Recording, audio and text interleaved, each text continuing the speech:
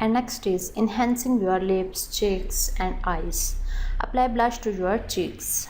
When striving for a natural look, opt for blush over bronzer. Choose a blush that is subtle, soften, and as close to your natural flush as possible.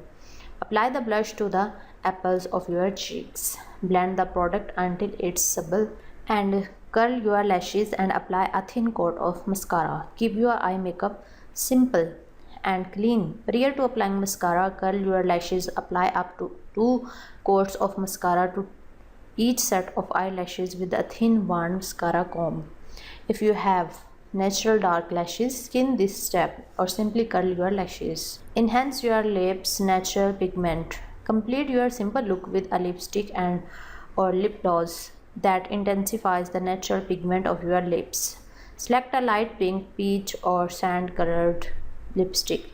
Lightly dab the lipstick on your bottom lip and rub your lips together. Apply a dash of clear lip gloss. For an even simpler look, skip the lipstick and just apply a gloss. And guys, you can also see the question answer in my next lecture. See you in the next lecture.